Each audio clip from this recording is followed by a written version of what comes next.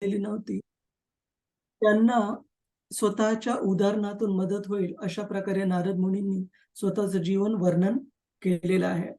आणि त्याच्या जो कन्क्लुडिंग भाग आहे, तो आपण आज चर्चा करत आहोत. श्लोक क्रमांक 34 ने आपण सुरुवात करू. मागच्या वेळेला आपण श्लोक 33 पर्यंत पाहिले होते. तर कृपया याचे तात्पर्य महत्वाचे आहेत, कारण आतापर्यंत आपण जी चर्चा केली त्याचे कन्क्लुजन, त्याचा निष्कर्ष नारद मुनी इथे सांगत आहेत श्रील व्यासदेव यांना. तर आपण श्रील प्रभुपादांचे जे तात्पर्य आहे ते पण व्यवस्थित पाहू. कृपया श्लोक म्हणण्याचा प्रयत्न करा.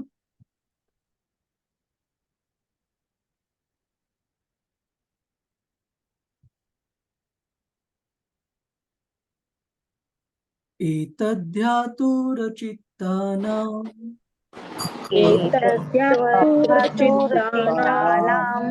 मात्रा स्पर्शेच्छया मुहुः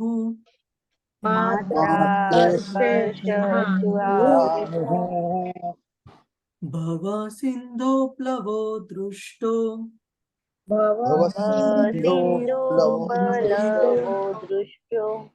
हरिचर्या अनुवर्णनम्.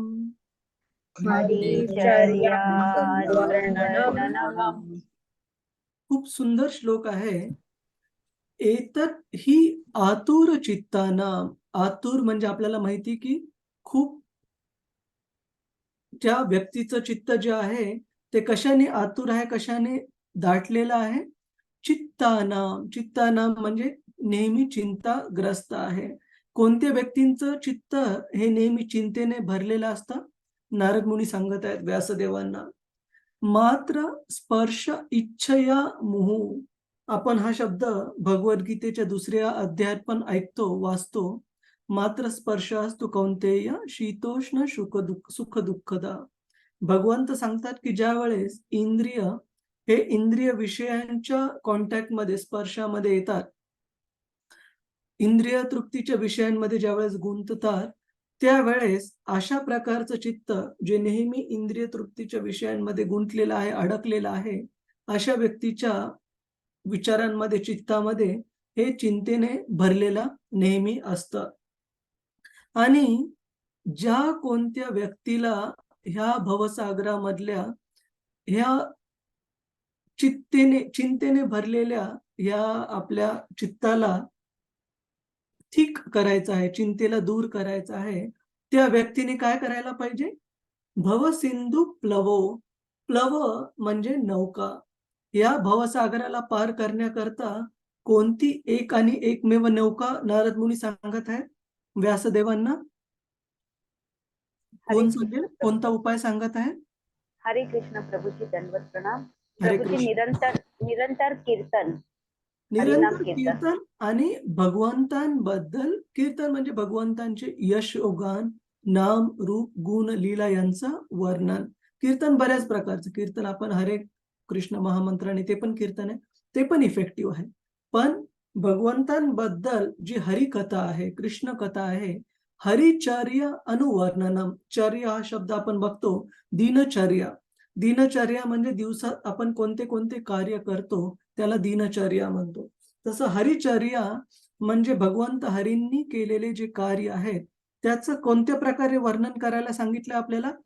अनुवर्णन. अनुवर्णन म्हणजे अनुकरण आपण म्हणतो, अनुगमन.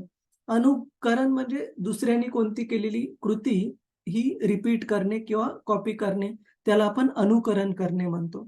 अनुगमन म्हणजे एखाद्या व्यक्तीने गेलेला जो मार्ग आहे तो मार्ग फॉलो करणे, त्याचं अनुगमन करणे, त्याचं पालन करणे, याला अनुगमन म्हणतो. त्याचप्रमाणे अनुवर्णनम, नुसतं वर्णनम हा शब्द नाही वापरलेला आहे.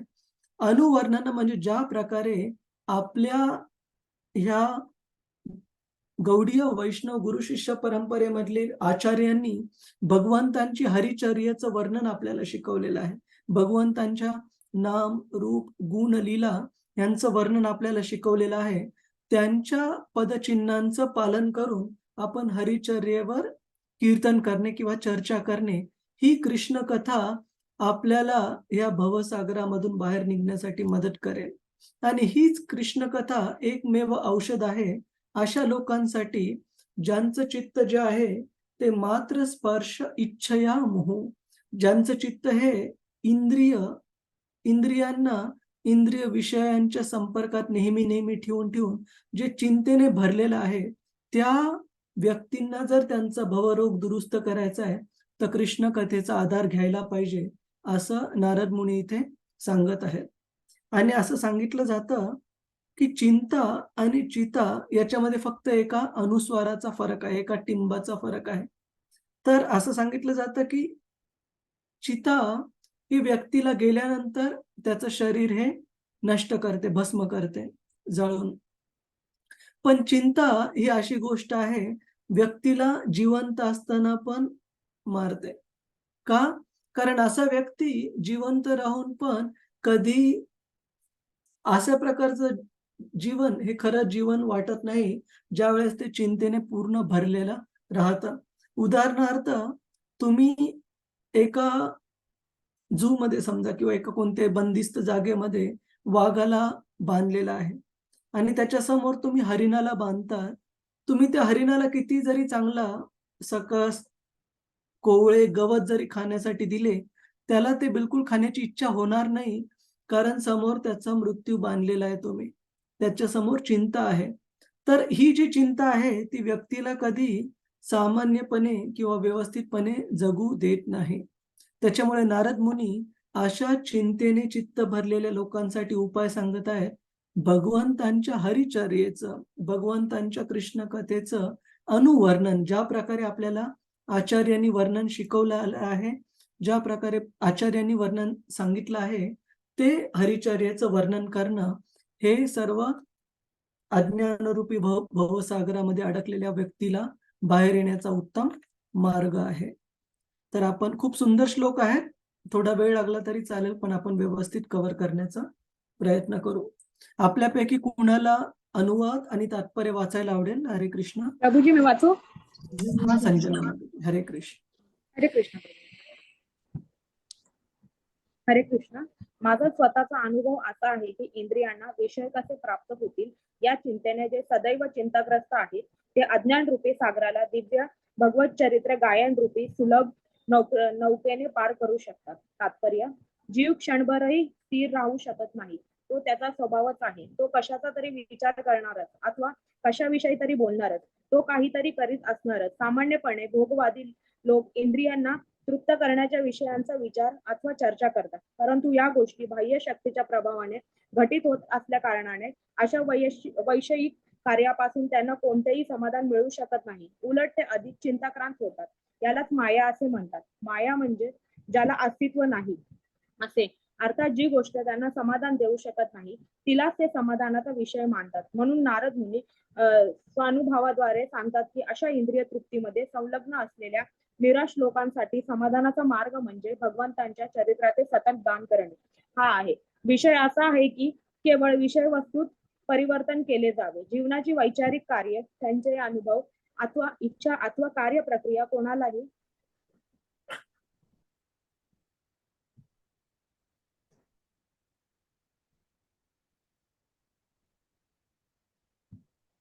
थांबविता येता नाही. परंतु ज्याला वास्तविक समाधानाची इच्छा आहे त्याने त्या कार्याचा विषय बदलला पाहिजे. एखाद्या मर्त्य मनुष्याच्या राजकारणाविषयी चर्चा करण्याऐवजी त्याने भगवंतांनी संचालित केलेल्या राजकारणाची चर्चा करावी. चित्रपटातील नटनाट्यांच्या भूमिकांमध्ये रस न घेता त्याने आपले लक्ष भगवंतांनी आपल्या शाश्वत सहचारिणी अशा गोपी आणि लक्ष्मी समवेत संपन्न केलेल्या लीलांकडे वळवावे.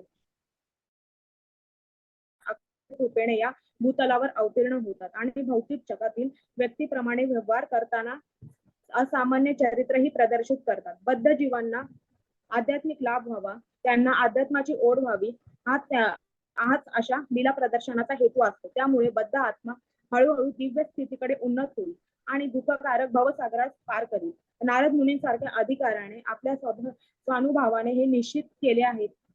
आपण जर भगवंतांच्या परमप्रिय भक्त ऋषी चरणानुगमन केले तर आपल्यालाही हाच अनुभव येईल. हरे कृष्ण. धन्यवाद प्रभू. धन्यवाद. हरे कृष्ण. श्रील प्रभुपाद की जय. जय. माझा स्वतःचा अनुभव असा आहे की इंद्रियांना विषय कसे प्राप्त होतील त्या चिंतेने जे सदैव चिंताग्रस्त आहेत ते अज्ञानरूपी सागराला दिव्य भगवत चरित्र गायन रूपी सुलभ नौकेने पार करू शकतात. तर नारद मुनी इथे व्यासदेवांना त्यांच्या असमाधानाचं कारण सांगत आहे, की त्यांनी आतापर्यंत जे कोणते शास्त्र लिहिलेले आहेत, 4 वेद असू, उपनिषद असू किंवा पुराण असो किंवा महाभारत इतिहास हे असो, या सर्व ग्रंथांमध्ये भक्ती जरी काही-काही ठिकाणी मेन्शन केलेली असेल, तरी साधारणतः जास्तीत जास्त भाग जो वेदांचा आहे, तो 4 पुरुषार्थांमध्ये ग्रासलेला आहे. धर्म, अर्थ, काम आणि मोक्ष. आणि अशा प्रकारे ह्या धर्म, अर्थ, काम 4 पुरुषार्थांनी काय प्राप्त करायचा प्रयत्न करत आहेत लोक? इंद्रिय तृप्ती. तर अशा इंद्रिय विषयांना कसं प्राप्त करायचं याच्यामध्ये ज्यांची बुद्धी लाभलेली आहे, त्यांचं जे चिंता आहे, त्यांचं जे चित्त आहे ते सदा चिंतेने ग्रसलेलं आहे. प्रल्हाद महाराजांचा पण एक सुंदर श्लोक आहे. आपण उघडू तो, 1 मिनिट द्या मला. सदा असद्ग्रह.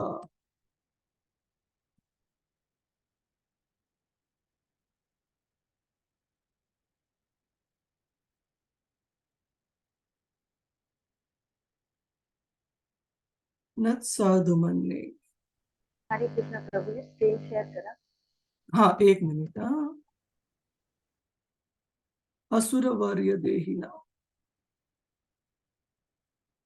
755.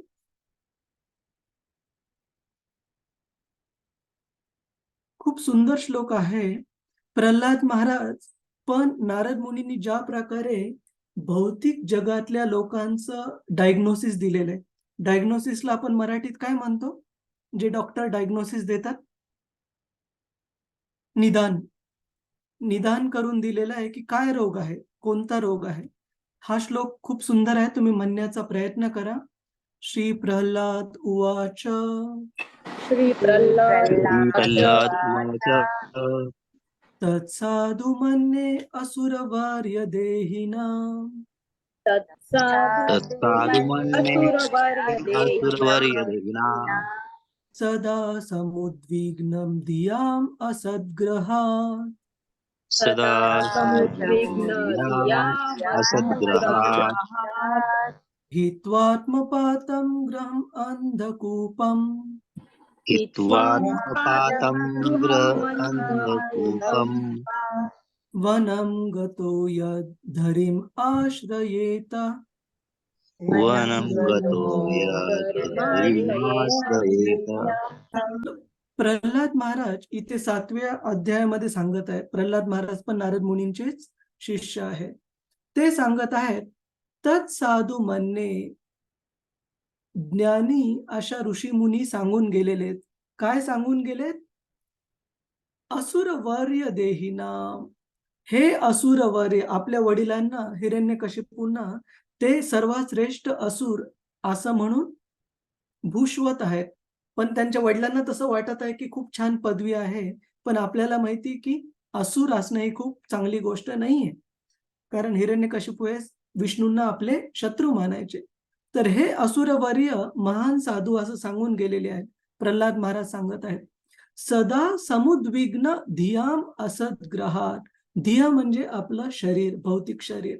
या भौतिक शरीराला जे की काही काळ राहणार आहे, काही वर्ष राहणार आहे, त्यानंतर ते वृद्ध होणार आहे आणि राहण्यालायक होणार नाही आणि नष्ट होणार आहे.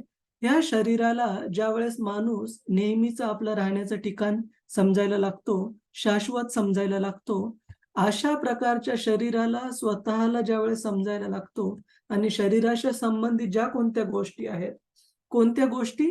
ग्रहम अंधकूपम, घर असो, बायको, पती, पत्नी, मुलं, नातेवाईक, ह्या सगळ्या गोष्टी असू, अशा व्यक्तीसाठी जो शरीराला स्वतः समजतो आणि शरीराशी संबंधित ज्या गोष्टी आहेत, नातेवाईक असू, घरचे असू, घर असू, हे घर त्या व्यक्तीसाठी काय होऊन बसतं?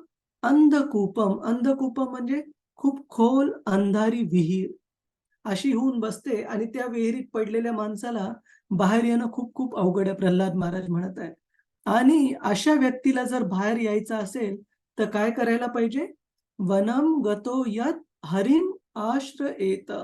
भगवंत हरींचा आश्रय प्राप्त करायला पाहिजे वृंदावनामध्ये जाऊन. आता वृंदावनात म्हणजे लिटरली त्या ठिकाणीच म्हणून नाही, पण ज्या ठिकाणी भगवंतांचे मंदिर आहे, जिथं त्यांच्या नाम, रूप, गुण, लीला यांचं यशोगान होत आहे, अशा ठिकाणी जाऊन भगवंतांचा आश्रय घ्यायला पाहिजे. तरच त्या व्यक्तीच्या ह्या खोल अंधाऱ्या विहिरीमधून बाहेर येण्याचा काही उपाय आहे, काही प्रोबॅबिलिटी आहे. नाहीतर अशा व्यक्तीला जो स्वतःच्या शरीराला स्वतः म्हणून समजण्यामध्ये आणि इंद्रिय तृप्तीमध्ये गुंतला आहे, या भौतिक जगातून बाहेर पडण्याचा काही प्रोबॅबिलिटी किंवा काही चान्स नाहीये, प्रल्हाद महाराज सांगत आहेत. तर नारद मुनी आजच्या या श्लोकामध्ये आपण पाहिलेलं सांगत आहे, की कशाप्रकारे प्रत्येक जीवासाठी तो भक्त असो किंवा तो विषयी असो, भौतिकवादी असो, कोणताही व्यक्ती असू द्या, त्यासाठी एक क्षणभर मनुष्य शांत राहू शकत नाही. त्याला कंटिन्युअसली जीव हा ऍक्टिव्ह आहे. काही ना काहीतरी ऍक्टिव्हिटी त्याला लागेल. मग तात्पर्यामध्ये प्रभुपाद सांगतात, की कशाप्रकारे वेगवेगळे लोक स्वतःला एंगेज ठेवण्यासाठी, ऍक्टिव्ह ठेवण्यासाठी चुकीच्या गोष्टींचा आश्रय घेतात. कोणत्या चुकीच्या गोष्टी? मग तुम्ही मॅगझिन असेल किंवा पेपर वाचत असतील सकाळी उठल्या-उठल्या किंवा टीव्ही लावून बघत असतील आणि टीव्हीवर वेगवेगळे न्यूज चॅनल बघत असतील किंवा टेप रेकॉर्डर लावून वेगवेगळे काही गाणे ऐकत असतील. पण तुम्ही एक गोष्ट व्यवस्थितपणे नोट करा, अशा कोणत्याही व्यक्तींबद्दल मायेच्या ज्या कोणत्या प्रकारे हे लोक आश्रय घेण्याचा प्रयत्न करत आहेत, त्यांना तिथे समाधान 1 मिनिटही लागत नाहीये. तुम्हाला उदाहरणाखातीर एक 2 उदाहरणं सांगतो. मला अजून लक्षात आहे, की आम्ही ज्यावेळेस लहान असताना बीडला मी आई-वडिलांसोबत राहायचो किरायाच्या घरामध्ये आणि ज्यांच्या वाड्यामध्ये आम्ही राहायचो, त्यांच्या म्हणजे आमच्या घरमालकाचा जो मुलगा होता, त्याला टेप रेकॉर्डरवर मोठ्या स्पीकरवर असे गाणे मोठ्या आवाजात लावायला आवडायचे. पण मला लहानपणी तिथे राहत असताना कधी एक पण गाणं असं लक्षात नाही, जे त्या मुलाने पूर्ण ऐकलं असेल किंवा लगेच अर्धं झालं किंवा 2 मिनिटं झालं, की लगेच त्याला दुसरं काहीतरी ऐकावं वाटायचं आणि लगेच तो बदलायचा. त्याचप्रमाणे तुम्ही बघाल, की जे टीव्ही पाहणारे पण लोक आहेत, टीव्ही चॅनलवर न्यूज चॅनल वगैरे पाहतात. एकच बातमी सकाळपासून दुपारपर्यंत, दुपारपासून संध्याकाळपर्यंत रिपीट कंटिन्युअस मोडमध्ये चालू राहते. तीच बातमी ते लोकं वेगवेगळ्या चॅनलवर जाऊन पाहणार, की काही वेगळा रस मिळतो का त्या बातमीमधून? का? कारण त्या व्यक्तींचा जो आत्मा आहे, तो भगवंतांना जाणण्यासाठी ती तृष्णा कुठेतरी दुसरीकडे भागवण्याचा प्रयत्न करत आहे. जसं आपल्याला तहान लागलेली आहे आणि तहान ज्यावेळेस खरीच खूप जोरात लागते, पाण्याशिवाय दुसरा कोणताही द्रव पदार्थ ती तहान भागवू शकत नाही. मग तुम्हाला मी कोका-कोला देऊ, की तुम्हाला मी लिम्का देऊ, की थम्स अप देऊ, त्यानी ती तहान भागणार नाही, जी स्वच्छ पाणी तुम्हाला प्यायला दिल्याने भागेल.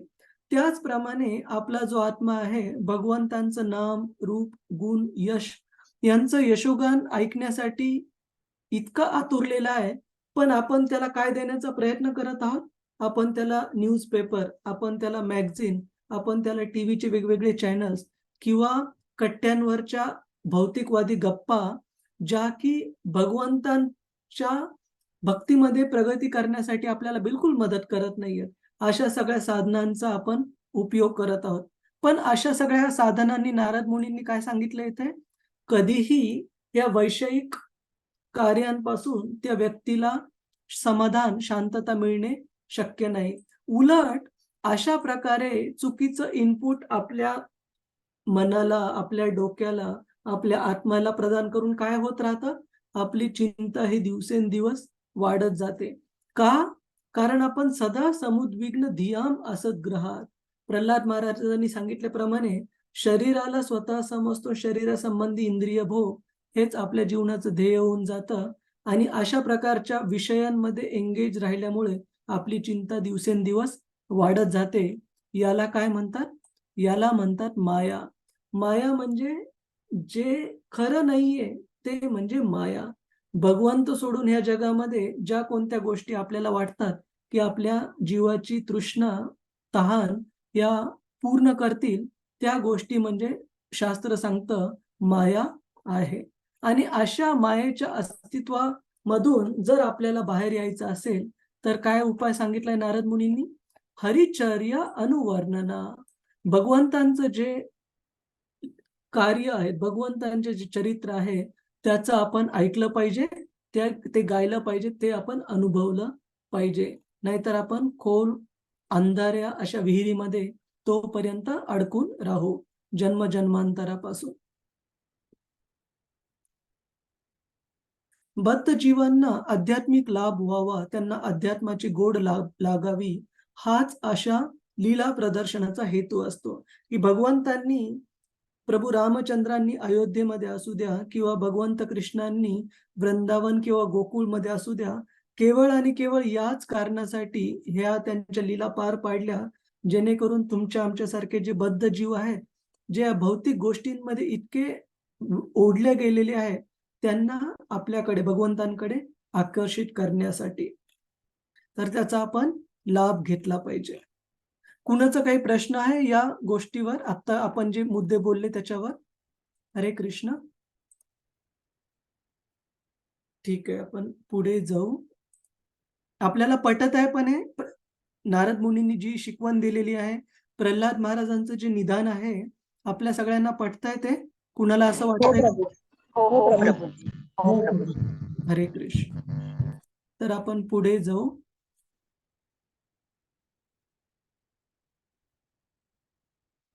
यमादिभिर्योगपतये यमादिभिर्योगपतये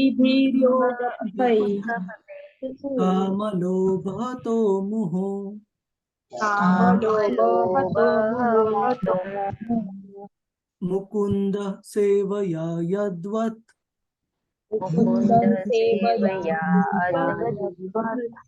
तथात्माद्धा शाम्यति.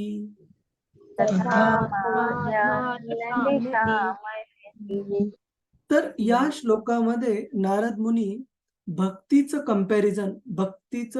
कंपॅरिझनला आपण काय, तुलना, भक्ती मार्गाची तुलना बाकीच्या मार्गांसोबत करत आहेत. कोणत्या कोणत्या प्रकारचे मार्ग? योगपथ म्हणजे वेगवेगळ्या योगांचं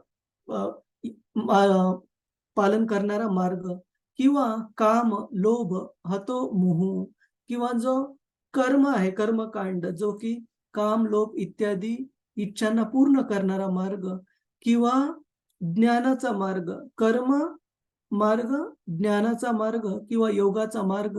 हे कोणतेही मार्ग तितक्या इफिशियंटली आपण मराठीत काय म्हणतो?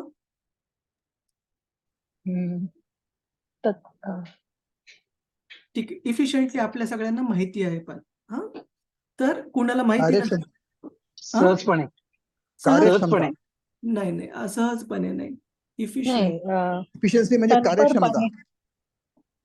Come again Prabhuji. कार्यक्षमता. कार्यक्षमता, म्हणजे तेवढ्या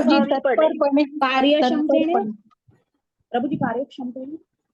ठीक आहे, तेवढ्या कार्यक्षमतेने कोणताही मार्ग, मग तो योगा अभ्यासाचा असू, कर्माचा असू किंवा ज्ञानाचा असू, तेवढं कार्यक्षमतेने आपल्याला आपली उत्तम गती प्राप्त करून देऊ शकत नाही, जेवढ्या कार्यक्षमतेने हा मार्ग, कोणता मार्ग आहे? मुकुंद सेवया, भगवंत कृष्णांच्या सेवेमध्ये. आणि त्या सेवेचा एक भाग आहे हरिचर्या अनुवर्णनम. ज्या कार्यक्षमतेने मुकुंद, भगवंत कृष्णाच्या सेवेचा मार्ग आपल्याला परमगती प्राप्त करून देऊ शकतो, त्या कार्यक्षमतेने कोणतेही दुसरे मार्ग आपल्याला मदत करू शकत नाहीत. तर इथे नारद मुनी सांगत आहेत, योग पद्धतीने इंद्रियांना वश करण्याचा अभ्यास करून काम, लोभादींच्या आवेगांचे शमन होईल, परंतु यामुळे आत्म्याला संतोष प्राप्त होणार नाही. कारण हा आनंद केवळ भगवंतांच्या भक्तीतूनच उत्पन्न होत असतो. जसं आपण वेगवेगळ्या ऋषीमुनींची उदाहरणं पण पाहतो शास्त्रामध्ये, की बरेच ऋषीमुनी होते, जसं की अ, सौभारी मुनी, जे की इतके महान योगी होते, की या भौतिक जगातले जे इंद्रिय तृप्तीचे विषय आहेत, त्या विषयांकडे आपलं लक्ष विचलित होऊ नये म्हणून ते पाण्याच्या खाली जाऊन तपस्या करायचे, की आपलं लक्ष कुठं विचलित होऊ नये. पण त्यांच्या हातून भगवंतांचे महान भक्त गरुडजी यांच्या प्रती एक अपराध झाला होता. त्या अपराधामुळं पाण्याखाली जाऊन तपस्या करताना पण त्यांचं अधःपतन झालं. त्याच प्रकारे आपण बघतो, की विश्वामित्र मुनी विश्वामित्र मुनी एवढी घोर योग तपस्या त्यांनी केली होती आणि एवढंच नाही, तर भगवंतांच्या भगवंतांनी निर्माण केलेल्या उच्च ग्रहांपैकी एक असलेल्या स्वर्गलोकामध्ये त्रिशंकूला पाठवण्यासाठी त्यांनी आपल्या योग अभ्यासाद्वारे प्रयत्न केले विश्वामित्र मुनींनी. त्या त्रिशंकूची तेवढी पात्रता अजून झालेली नव्हती स्वर्गलोक प्राप्त करण्याकरिता. पण अशा विश्वामित्र मुनींचं पण नंतर आपण पाहतो, की भगवंतांच्या मायाशक्तीने एकदा नाही तर दोनदा अधःपतन झालं. तर आपल्याला इथे शास्त्र सांगत आहेत, श्रीमद भागवतम सांगत आहे, की अशा प्रकारच्या दुसऱ्या पद्धतीने इंद्रियांना वश करण्याचे जे उपाय आहेत, काही लोकं जसं सौभरी मुनींचं उदाहरण पाहिलं, काही लोकं खाली डोकं वर पाय करून थांबतात. काही लोकं जमिनीच्या एकदम खाली जाऊन गुहेमध्ये जाऊन किंवा वनामध्ये जाऊन स्वतःचं इंद्रियांना वश करून भगवंतांवर ध्यान करण्याचा प्रयत्न करतात. पण भक्ती मार्ग मुकुंद सेवया, भक्तीचा भगवंतांना सेवा करण्याचा मार्ग नारद मुनी सांगत आहेत. हा असा मार्ग आहे, नारद मुनी स्वतःच्या उदाहरणातून व्यासदेवांना सांगत आहेत, जो की खऱ्या प्रकारे व्यक्तीला संतुष्ट करू शकतो. आणि ह्या मार्गाशिवाय दुसरे जे कोणी मार्ग आहेत, काही ना काही त्यांच्या इच्छा, आकांक्षा अपरिपूर्ण राहतील. जर त्या मार्गामध्ये भक्ती नसेल तर. आपल्यापैकी कुणाला तात्पर्य वाचायला आवडेल? हरे कृष्ण. वैष्णवी मी कालेकर वाचू? माताजी. हरे कृष्ण. येस माताजी. वैष्णवी माताजी. हरे कृष्ण प्रभूजी. हरे कृष्ण. योगाचे लक्ष आहे इंद्रिय संयमन. आसनावर बसणे, विचार करणे, अनुभव घेणे, इच्छा करणे, एकचित्त होणे, ध्यान करणे, दिव्यात्वात एकरूप होणे यासारख्या शारीरिक प्रक्रियांच्या अभ्यासाने इंद्रियांना वश केले जाऊ एक मिनिट. शकते. इंद्रियांची तुलना विषारी सर्पाशी केलेली आहे आणि योग्य पद्धत केवळ त्यांना वश करून घेण्यासाठीच आहे. परंतु नारद मुनी भगवंत मुकुंदांच्या सेवेत इंद्रियांचे संयमन करण्याच्या दुसऱ्या पद्धतीची स्थापना करतात. स्वतःच्या अनुभवातून ते असे स्पष्ट करतात की कृत्रिमरित्या इंद्रिय संयम करण्याच्या पद्धतीने भगवत भक्ती अधिक प्रभावी आणि आचरणीय आहे. भगवान मुकुंदाच्या दिव्य सेवेत इंद्रिये संलग्न असतात तेव्हा इंद्रिय तृप्तीत लुप्त होण्याची संधी नसते. इंद्रियांना कोणते तरी कार्य हवे असते. कृत्रिम रीतीने त्यांना रोखून धरणे हे खरे संयमन नाही. कारण पुढे जर एखादी इंद्रिय तृप्तीची संधी आली तर सर्पासमान असलेली इंद्रिये निश्चितच तिचा लाभ घेतील.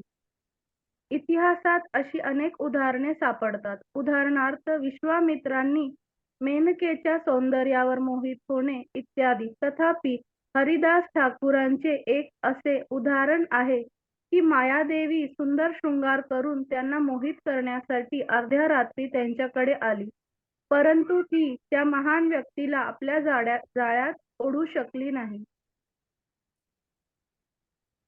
तात्पर्य असे आहे की भगवत भक्ती विना योग्य पद्धत अथवा शुष्क तात्विक अनुमान चिंतन सफल होऊ शकत नाही. आत्मसाक्षात्कार प्राप्त करण्यासाठी कर्म, गूढ योग,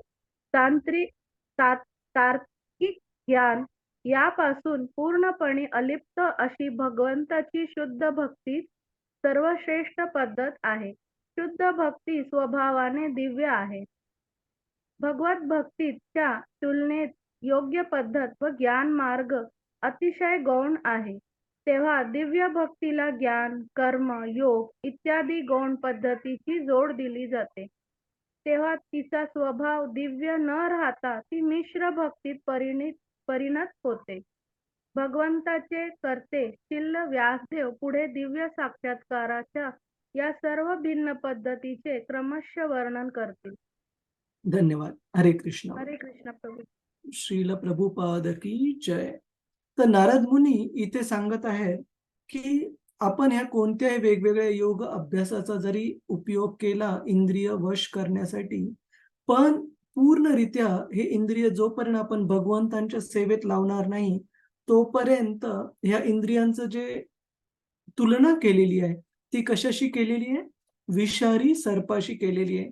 की तुम्ही एखाद्या सापाला पाळलं, ऑफकोर्स ट्राय करू नका, पण त्याला तुम्ही दूध द्या, हाताने गोंजरा, काय करायचं ते करा, पण तो कधी दंश करेल झोपेमध्ये बाजूला असताना, काही कारण नसताना, काहीच तुम्ही सांगू शकत नाही. का?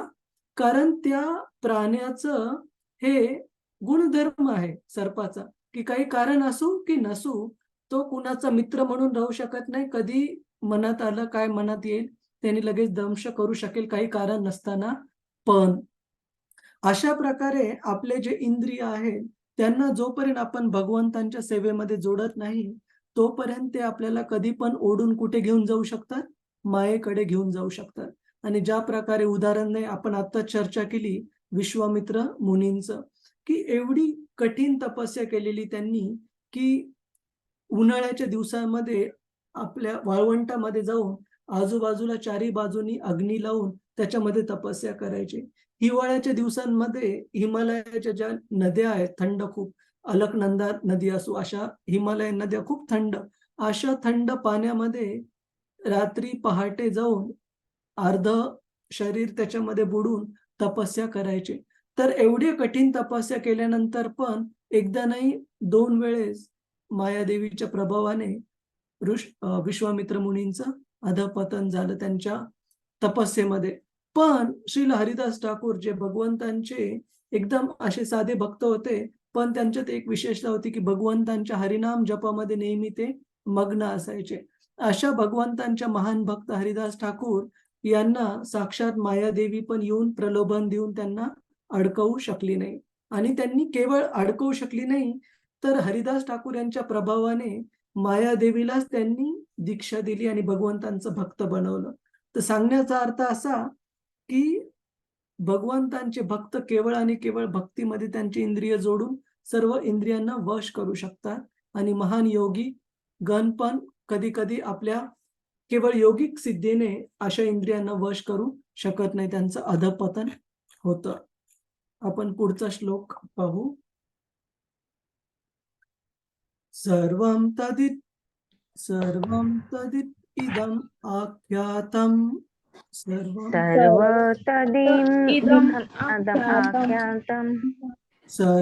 तत् इदम् आख्यातम्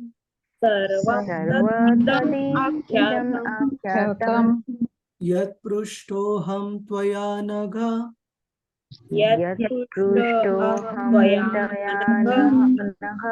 जन्म कर्म रहस्यं मे भवतश्चात्मतोषणम्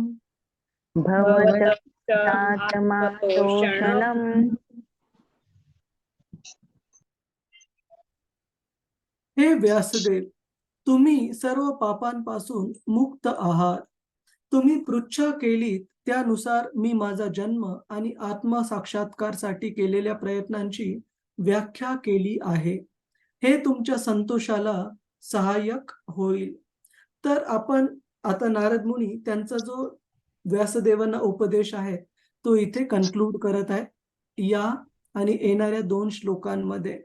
तर इथे ते सांगत आहेत की कशा प्रकारे त्यांनी पूर्ण त्यांचं जीवन सुरुवातीपासूनच अगोदरच्या कल्पामधलं सांगितलं, ब्रह्मदेवांच्या आधीच्या दिवसामधलं, जिथं की ते एक 5 वर्षांचे बालक दासीपुत्र म्हणून जन्मले, त्यांना भक्तिवेदांतांचा संघ प्राप्त झाला आणि त्यांना सेवा अर्पण करून त्यांचे उच्चिष्ट प्राप्त करून त्यांच्याकडून भगवंतांची कृष्ण कथा ऐकून नारद मुनींना भगवत भक्तीचे सीड म्हणजे भगवत भक्तीचे बीज प्राप्त झाले. आणि त्यानंतर कशा प्रकारे सर्पदंशाने त्यांच्या आईचा मृत्यू झाल्यानंतर भगवंतांची कृपा म्हणून नारद मुनींनी ते स्वीकारलं आणि भगवंतांच्या भक्तीसाठी घनदाट जंगलामध्ये जाऊन एका पिंपळाच्या झाडाखाली त्यांनी तपस्या केली. आणि नंतर कशा प्रकारे स्वतःच्या हृदयामध्ये त्यांना भगवत दर्शन प्राप्त झाले आणि थोड्या काळानंतर ते दर्शन अदृश्य झाले. नारद मुनींनी ज्यावेळेस पुन्हा तो विधी करण्याचा प्रयत्न केला, त्यांना भगवंतांचा केवळ आवाज ऐकू आला, ध्वनी. आणि त्या ध्वनीद्वारे भगवंतांनी उपदेश केला की हे नारदा, तुला आत्ता माझं जे दर्शन प्राप्त झाले, ह्या जन्मामध्ये तू मला केवळ एकाच वेळेकरता आत्ता जी होऊन गेली तेवढ्याच घटके करता पाहू शकशील. आणि तुझ्या हृदयामध्ये राहिलेले थोडेसे जे जे अनर्थ आहे, ते राहिलेले अनर्थ दूर झाल्यानंतर ह्या जन्माच्या शेवटी तू मला प्राप्त करशील. त्याच्यामुळे तू माझ्यावर ध्यान कर, लक्ष केंद्रित कर. अशा प्रकारे आपण बघतो नारद मुनींनी तो दासीपुत्राचा देह त्यागल्यानंतर त्यांना आध्यात्मिक देह प्राप्त झाला.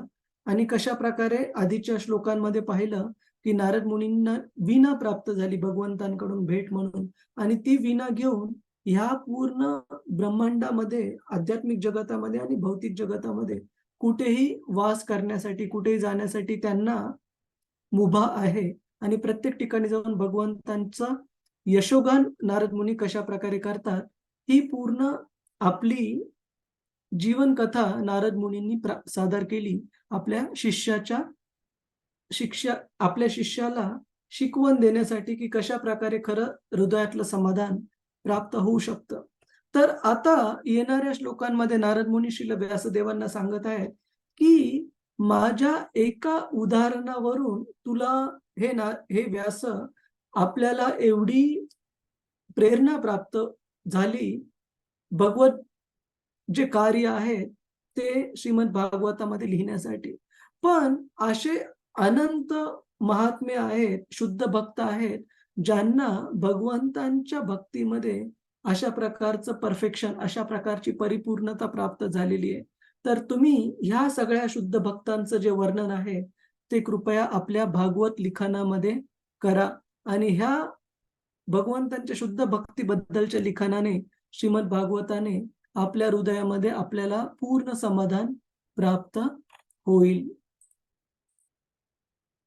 असं नारद मुनी इथे व्यासदेवांना उपदेश करत आहेत. तर आता शेवटचे 2 श्लोक राहिले ते आपण घेऊ आणि आजचं कन्क्लूड करू. सूत उवाच सूतवाचा एवं संभाष्य भगवान् एवं सम्भाष्य भगवान् नारदो वासवीसुतं नारदो वासवीसुतं आमन्त्र्य वीणां रणयन् आमन्त्रन् वीणां रमणयन् ययौ यादृच्छिको मुनिः ययो यादृच्छिको मुनिः.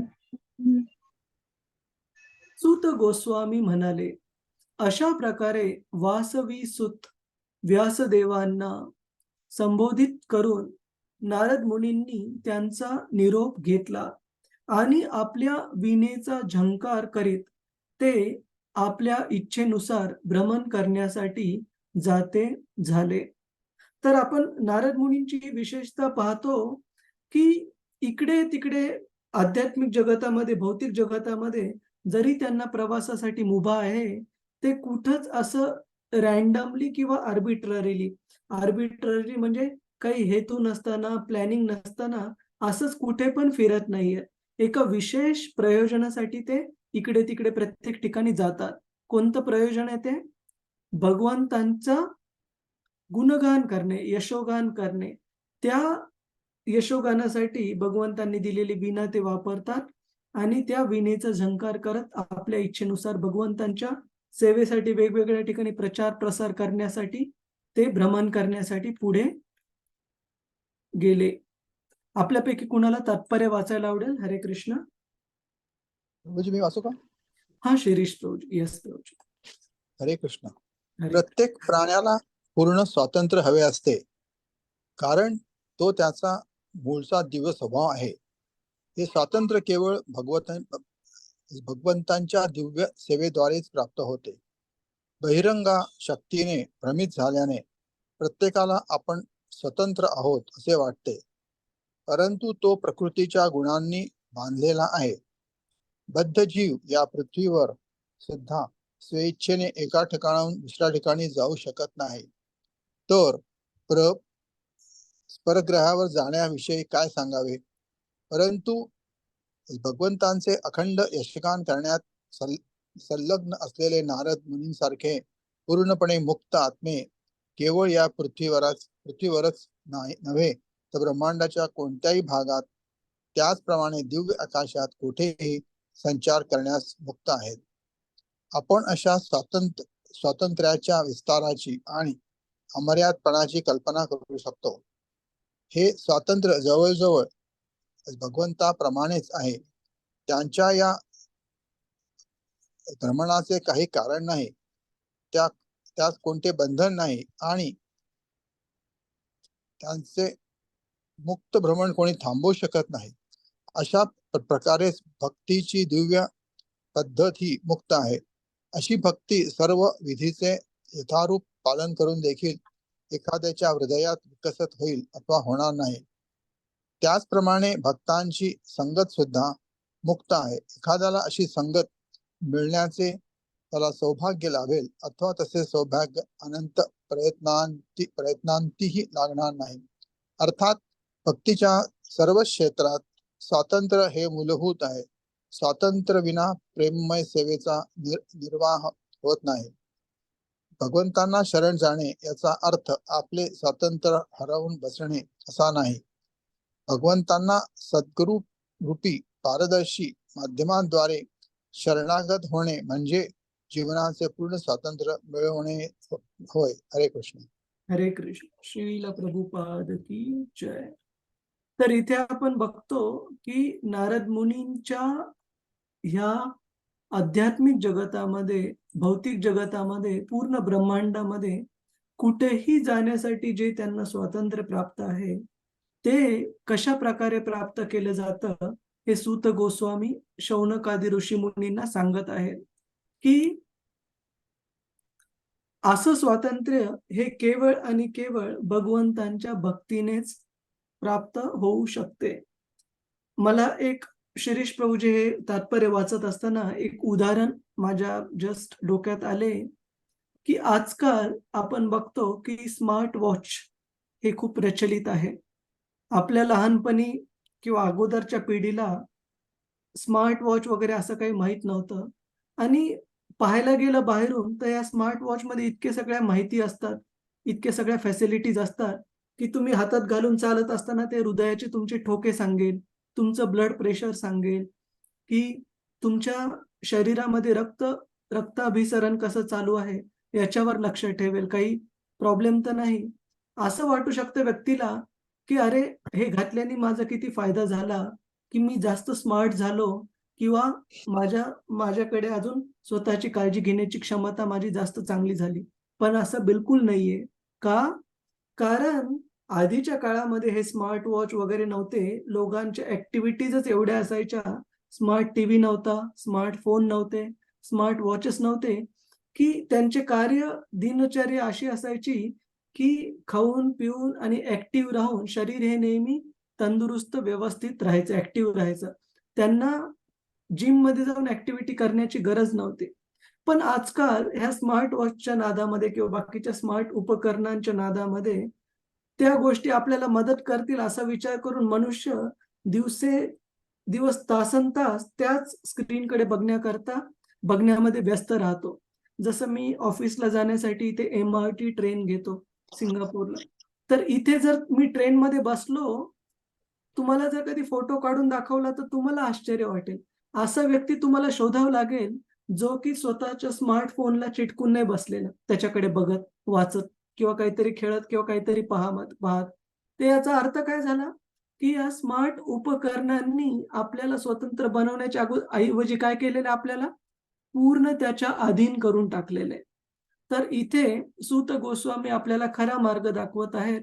खऱ्या प्रकारे स्वतंत्र व्हायचं तर काय करावं लागेल, की आपल्याला भगवंतांच्या भक्तीमध्ये जोडावं लागेल आणि त्या भगवंतांच्या भक्तीमध्ये ज्यावेळेस आपण पूर्णपणे जोडल्या जाऊ, त्यावेळेस ज्या प्रकारे नारद मुनींना पात्रता भगवंतांच्या कृपेने प्राप्त झाली, की ब्रह्मांडाच्या कोणत्याही भागामध्ये मुक्त संचार करण्यासाठी ते फ्री आहेत, मोकळे आहेत. त्याच प्रकारे ही स्वतंत्रता जर आपल्याला पाहिजे आहे, कोणतीही स्वतंत्रता जीवनामध्ये, तर खरी स्वतंत्रता कशी मिळेल? भगवंतांच्या केवळ आणि केवळ सेवेमध्ये स्वतःला जोडल्याने. बाकीच्या कृत्रिम पद्धतींनी आपण कितीही स्वातंत्र्य मिळवण्याचा प्रयत्न करू, मे बी आपण इंग्रजांकडून स्वातंत्र्य झालो आणि बाकीच्या 10 गोष्टींमध्ये आपण अडकून बसलो, की आपल्या 4 पिढ्या जर आधी पाहायला गेल्या, तर माझी आजी, माझे आजोबा हे इंग्रज भारतातून निघण्याच्या अगोदर पण जिवंत म्हणजे त्यावेळेस ते जीवन जगत होते. तर कदाचित त्यांना जे राज्य असतील ते त्यावेळेस निजामाचं होतं आणि देशावर इंग्रजांचं राज्य होतं. कदाचित असं वाटू शकेल, की दुसऱ्या कुणाच्या राज्यात राहत आहोत. पण आत्ताचं आपलं जे परावलंबन आहे या स्मार्ट गोष्टींवर, असं नाही की आपण पण काही फार स्वतंत्र झालेलो आहोत. मे बी देश बाहेरच्या जगासाठी पाहायला गेलं तर स्वतंत्र आहे. पण आपले इंद्रिय हे इंद्रिय तृप्तींच्या साधनामध्ये अजून जास्त पारतंत्र्यात गेलेले आहेत. भागवताच्या दृष्टीने जर पाहायला गेलं. तर भागवत सांगत आहे खरं जर आपल्याला स्वतंत्रता पाहिजे, तर आपल्याला इंद्रिय विषयांपासून मुक्त व्हावं लागेल आणि त्यासाठी केवळ आणि केवळ भगवंतांच्या भक्तीमध्ये आपल्याला जोडावं लागेल स्वतःला. तर आजचा हा शेवटचा अजून एक श्लोक पाहू, मग आपण कन्क्लूड करू. श्लोक क्रमांक 38. कृपया म्हणण्याचा प्रयत्न करा. अहो देवर्षी धन्योऽयं अहो देवर्षी धन्योऽयं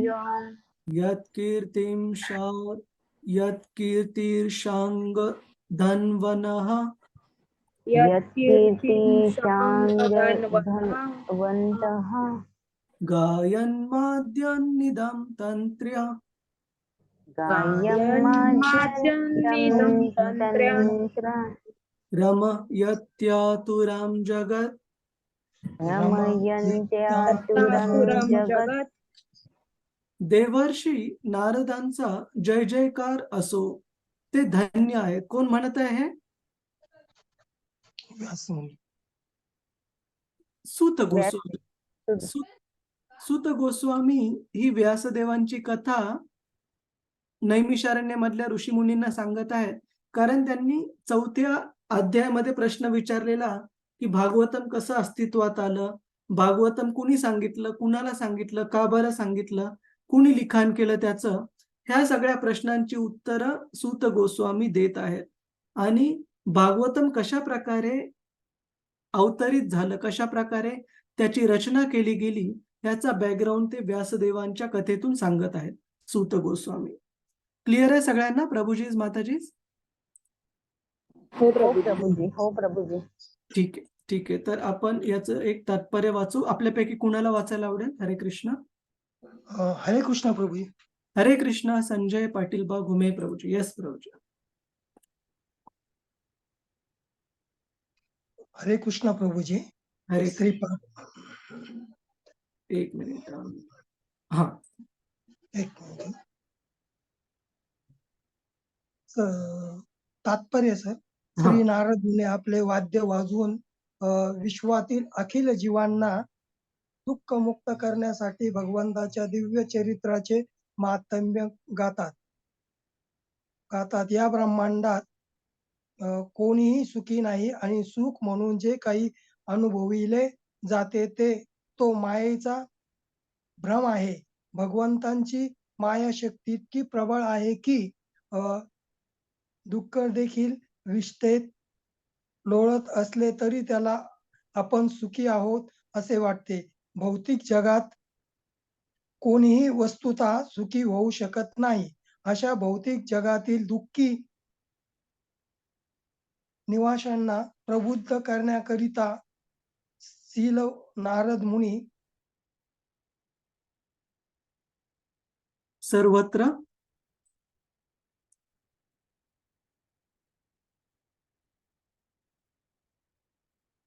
हरे कृष्णा. प्रभूजींचं बहुतेक कनेक्शनचा इश्यू झालेला आहे. प्रभूजी मी वाचू का?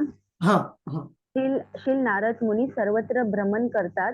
तरस्य जीवांना भगवत धामांना घेऊन जाणे हा त्यांचा उद्देश आहे आणि तेच त्या महान ऋषींचे चरणानुगम करण्याच्या प्रामाणिक भक्तांचे ध्येय आहे.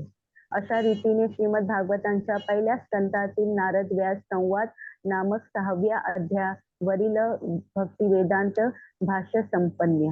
हरे कृष्ण. प्रभूजी दंडवत प्रणाम. श्रील प्रभुपाद की जय. श्रील प्रभुपाद की जय. देवर्षी नारदांचा जय जयकार असो. ते धन्य आहेत. ते भगवंतांच्या चरित्राचे यशगान करतात. ते स्वतः त्याचे सुख अनुभवतात आणि त्याच वेळी ब्रह्मांडातील दुःखी जीवांना दिव्य प्रेरणा देतात. तर आपण पाहतो की नारद मुनींचे जे शिष्य आहेत ते पतित मधले पतित जीव पण आहेत आणि श्रेष्ठ मधले श्रेष्ठ ऋषी मुनी पण आहेत. जसं की श्रील व्यासदेव ज्यांना की शास्त्रांचं जे लिटररी इन्कार्नेशन जे आहे की स्वतः भगवंतांचा विस्तार रूप आहेत, ज्यांनी की शास्त्र आपल्याला प्रदान केले, ते असू की कोणी पतित शिकारी असू ज्याला की प्राण्यांना अर्धमेल करण्याची सवय होती, मृगारी, किंवा एखादा प्राणी असू जसं कैलाशची कथा येते की कशा प्रकारे त्या व्यक्तीचं पतन झालं आणि आधी तो कुत्रा म्हणून जन्मला, त्याच्यानंतर पुन्हा पतन होऊन पुन्हा सर्प म्हणून जन्मला.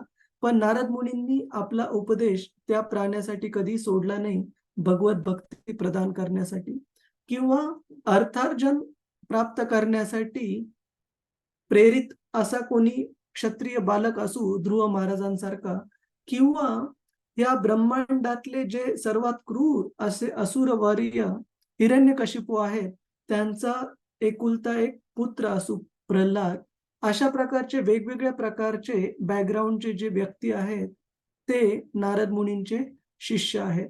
आणि अशा नारद मुनींचं यशोगान हे सूत गोस्वामी इथे करत आहेत की अशा भगवंतांचे जे निर्माण केलेले जगत आहे त्या जगतामधल्या सर्व प्राणी मात्रांना भगवत भक्ती प्रदान करण्यासाठी आणि स्वतःच्या बद्ध अवस्थेतून बाहेर काढण्यासाठी कशा प्रकारे नारद मुनी हे नेहमी प्रयत्न करीत असतात. आणि शास्त्र सांगत आहे आपल्याला की भगवंतांची मायाशक्ती इतकी प्रबळ आहे, कधी कधी तुम्ही एखाद्या पिलेल्या माणसाला सांगा की अरे बाबा तुझ्या शरीरावर खूप साऱ्या जखमा झालेल्या आहेत, इकडे तिकडे तू पडत आहेस, खूप दुखेल तुझं, पण तो व्यक्ती स्वतःच्याच नशेमध्ये असल्यामुळे त्याला ते दुःख कळणार नाही. पण ज्यावेळेस ती नशा कमी होईल दारूची, त्यावेळेस त्याला अंगावर लागलेल्या गोष्टी, खर्चटलेल्या गोष्टी, हे सगळं खूप सारं दुःखदायक क्लेशदायक राहील.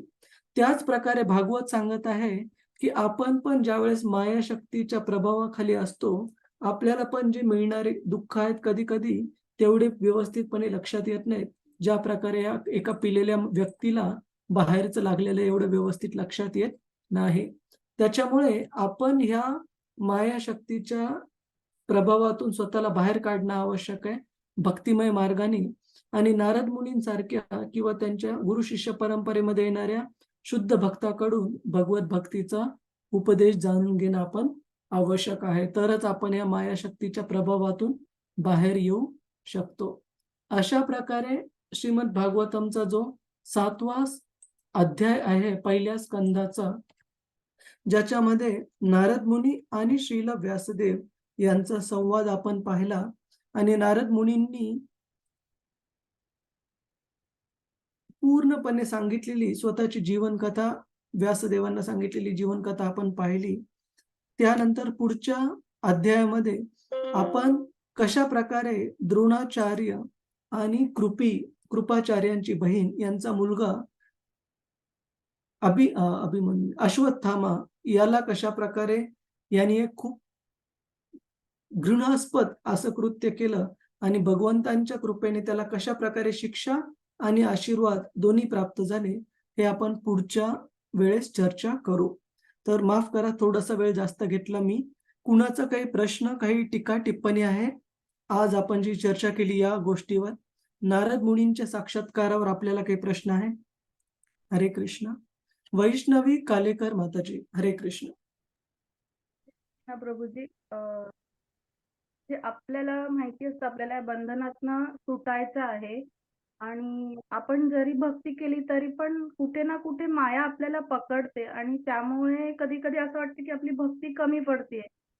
तर म्हणजे त्याला काय करू शकतो आपण? खूप छान प्रश्न आहे माताजी. मला तुम्हाला एक वैष्णव सॉन्ग दाखवू द्या. एकाकी अमर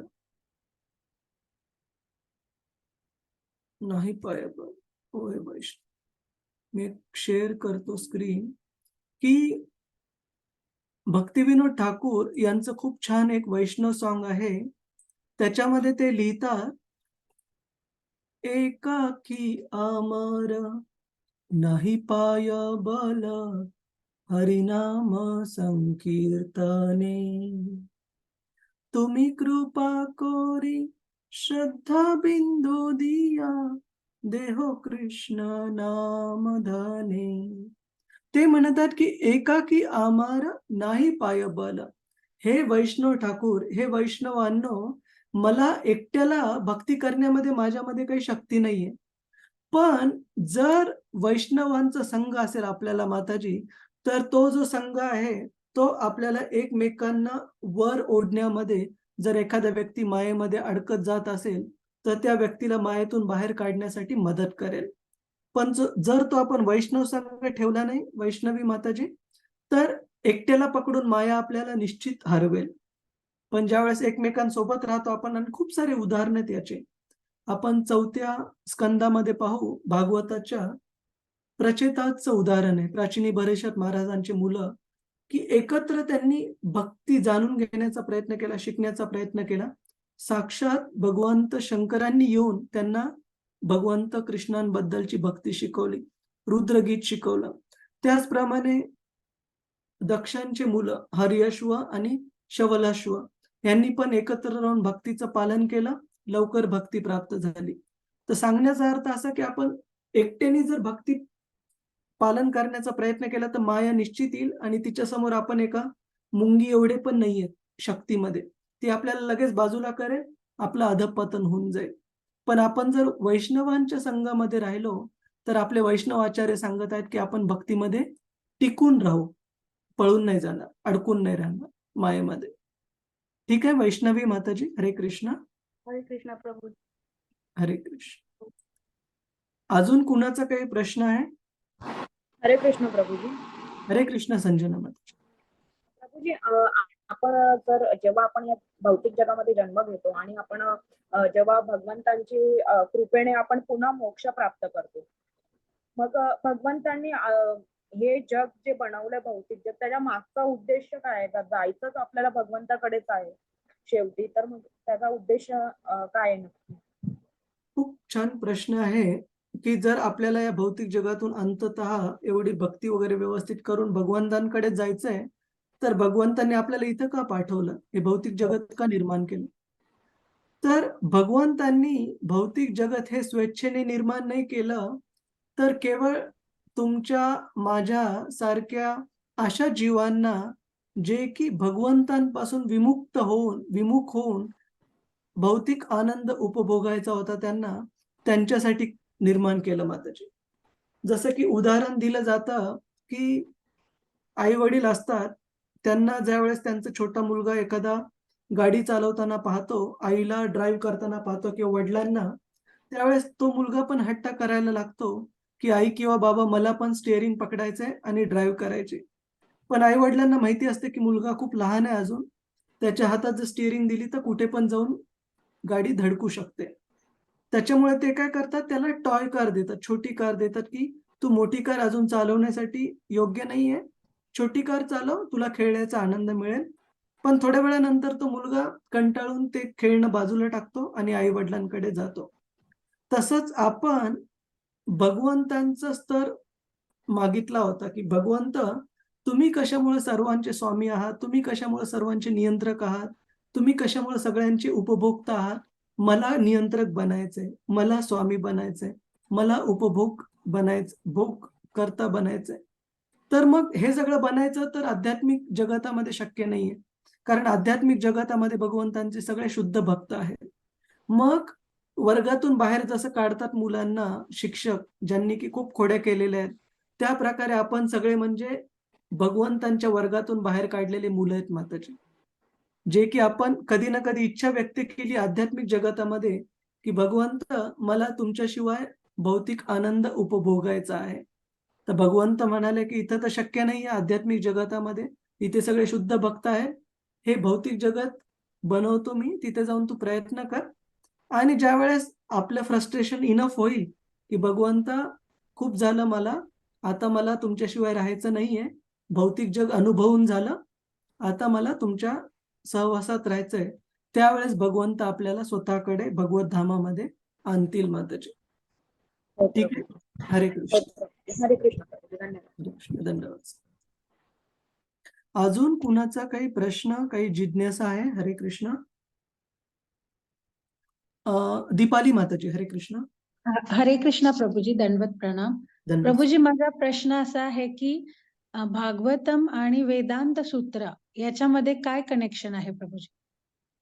छान प्रश्न आहे की व्यासदेवांनी ज्या वेळेस वेगवेगळ्या प्रकारचे वेद लिहिले, त्या वेदांचा सारांश हा वेदांत सूत्रांमध्ये त्यांनी दिलेला आहे, ज्याच्यामध्ये की फॉर्म्युले जसे की खूप कॉम्पॅक्ट रूपामध्ये, कॉम्पॅक्टला आपण मराठीत काय म्हणतो? कॉम्पॅक्ट. खूप छोट्या रूपामध्ये जे वेदांत सूत्रांचा जो मेसेज आहे, सॉरी वेदांत संक्षिप्त संक्षिप्त, हा, संक्षिप्त रूपामध्ये पूर्ण वेदांचा जो मेसेज आहे तो वेदांत सूत्रामध्ये दिलेला आहे. आणि श्रीमद भागवतम जी आहे ती त्या वेदांत सूत्रांवरची कॉमेंट्री आहे, म्हणजे टिप्पणी आहे व्यासदेवांची. तर हा फरक आहे. वेदांत सूत्र जर तुम्ही पाहिला तर फॉर एक्झाम्पल अथातो ब्रह्म जिज्ञासा हे वेदांत सूत्रामधला हे आहे, काय म्हणतात त्याला, एफोरिझम आहे. त्याच्यामध्ये सूत्र दिलेले आहेत संक्षिप्त रूपामध्ये, पण त्याचं एक्सप्लेनेशन ॲज सच नाहीये. श्रीमद भागवतम जी आहे ते वेदांत सूत्रांमधल्या सूत्रांवर टिप्पणी आहे, एक्सप्लेनेशन आहे. ठीक आहे माताजी? हरे कृष्णा. हो Prabhuji, thank you so much Prabhuji. हरे कृष्ण. तर खूप खूप धन्यवाद आपल्या सगळ्यांचा आजच्या भागवत चर्चेमध्ये भाग घेण्याकरिता. आणि आपण कृष्णा विलिंग लवकरच भेटू.